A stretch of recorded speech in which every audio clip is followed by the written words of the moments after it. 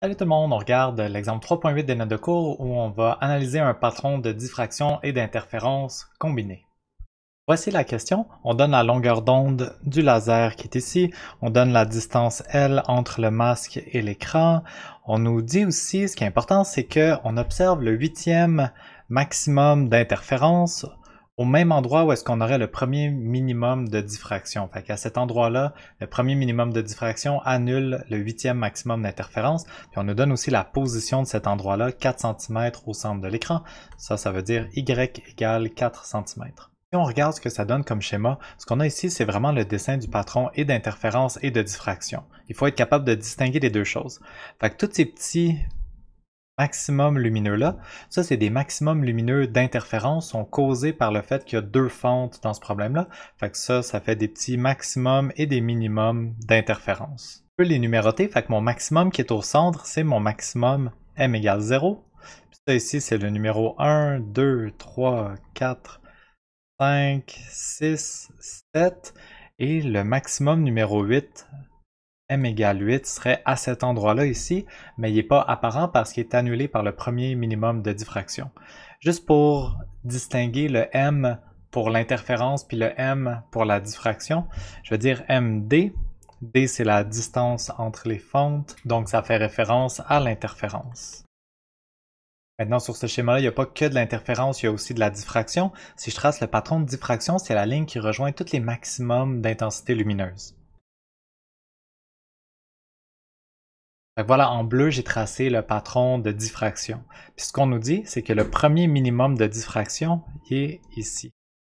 Donc ça, c'est aussi mon minimum de diffraction numéro 1. Fait que le minimum de diffraction causé par la largeur des fentes, c'est m égale 1, c'est le premier minimum.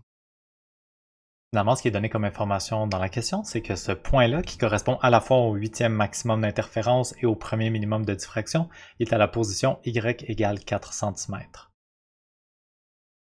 Donc il va y avoir deux étapes complètement différentes à mon calcul. Je vais utiliser le fait que je connais la position du 8e maximum d'interférence pour calculer la distance entre les deux fentes, puis je vais utiliser le fait que je connais la position du premier minimum de diffraction pour calculer la largeur de mes fentes. Dans ce cas-ci, les deux parties du problème sont parfaitement interchangeables. Je vais décider de commencer avec l'interférence. C'est parti.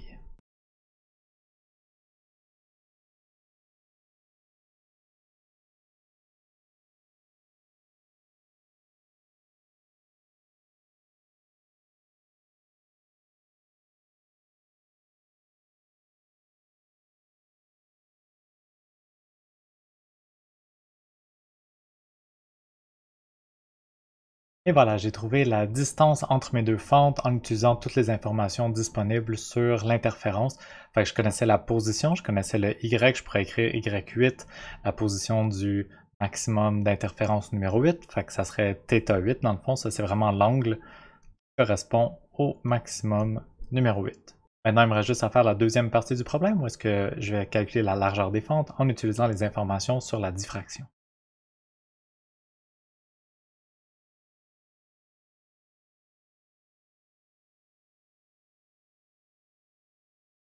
Cette fois-ci, j'ai pas besoin de refaire le calcul pour trouver la valeur de θ parce que la valeur de θ est la même. La valeur de θ a été calculée en utilisant seulement la position en Y puis la distance L, puis le premier minimum de diffraction est au même endroit que le premier maximum d'interférence. S'il est au même Y, il est aussi au même θ.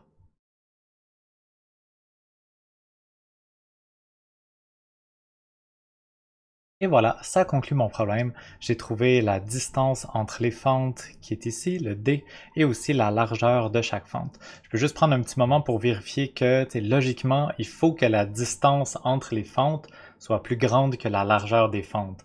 Si la largeur des fentes est plus grande que la distance entre les fentes seraient tellement larges qui se chevaucheraient une l'autre, puis là, j'aurais plus deux fentes, j'aurais juste une grande fente, puis le problème aurait aucun sens. Puis effectivement, le A que j'ai trouvé est beaucoup plus petit que le D que j'ai trouvé, c'est logique.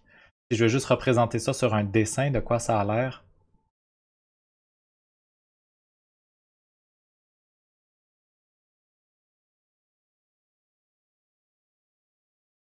Et voilà, ça a l'air de ça sur mon dessin. Fait que chaque fente a une largeur de 0.0317 mm, puis la distance centre à centre de chaque fente, c'est 0.253 mm. C'est tout pour cet exemple, merci d'avoir écouté, puis bonne fin de journée!